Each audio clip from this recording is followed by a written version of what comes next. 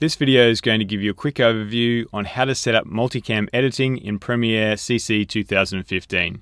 So this is when you've shot an event with multiple cameras and you want to edit it in the most efficient way possible.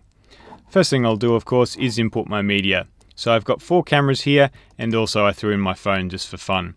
Now it is important that in the production stage you have audio recording on each of the cameras, because that's what we're going to synchronize based off. So I'll import that material. And here are all my clips. So to create the multi-camera sequence, I'm going to click on the first and then shift click on the last to select everything. Right click and choose Create Multi-Camera Source Sequence. Now I can of course name the sequence, I'll just leave it as multicam for now. Importantly, the synchronization point should be set to audio. If you're using a higher end set of cameras, you might be able to synchronize based on timecode. However, most people these days will be synchronizing based on audio. The sequence preset can be left to automatic, the audio offset can be left to 0 frames, the move source clips to process clips bin I like to leave turned on, it just keeps things a bit neat and tidy. With the audio, the sequence settings I normally leave to all cameras. You can use one of the other 2 options, but for this instance we'll use all cameras. The camera names are really up to you. I'm going to use clip names for my camera names. Hit OK, Premiere analyzes the audio waveforms from each of the video clips and synchronizes based on that information and creates a new sequence for us.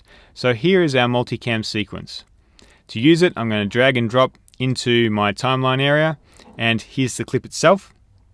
Now you'll see that we've got one video track and then a bunch of audio tracks. Our audio tracks are the audio from all the different cameras we were using. So you'd need to go through and find the one that had the decent audio. So I might just solo a track, have a listen. The only way to do that with multiple angles is to use... Nope, that sounds like it's my iPhone, so I might try a different one. multiple cameras. So... Yep, that sounds a lot cleaner. So I'm going to leave that one soloed and use that as the audio mix. It's the vision that I'm now interested in cutting.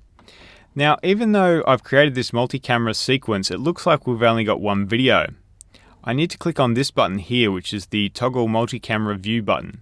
If you don't see that button, come over to the button editor on the right hand side here, and here is the multicam toggle. We can drag that down and then it will be stuck in the monitor area.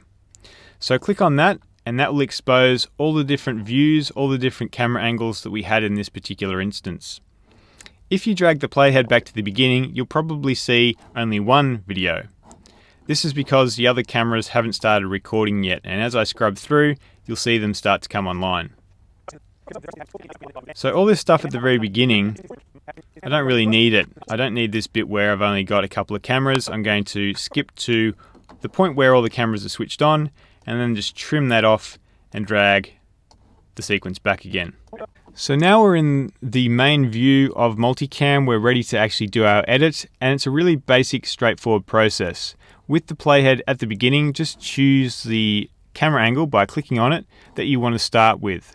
And then what we're going to do is hit play, and as it plays back in real time, I'm going to choose from one of these 5 camera angles, or however many angles you've got.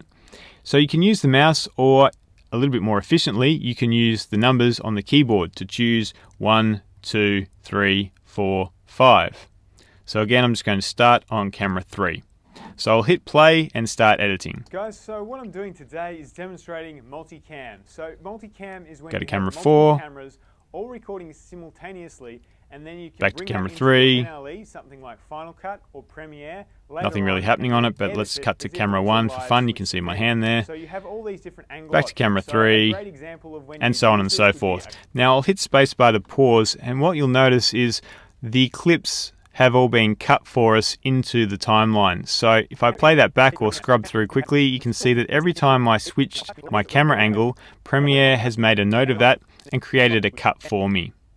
So that's fantastic. If I want to actually change the clip after the fact, a couple of ways I can do it, but one of the easy ways is just to right click on that segment of a clip, go to multi-camera and choose a different camera that you prefer. So that will just swap out. Now, if you want to change where the edit points actually occur, the best way to do that is by using the rolling edit tool. So with that tool, you can just roll the edit backwards and forwards so the cut happens sooner or later, depending on your preference. So that's it, guys. If you want to set up a multi-camera sequence in Premiere, it only takes a couple of steps these days. It's all based on audio, so it's pretty much automatic, and it can save you an awful lot of time in your edit.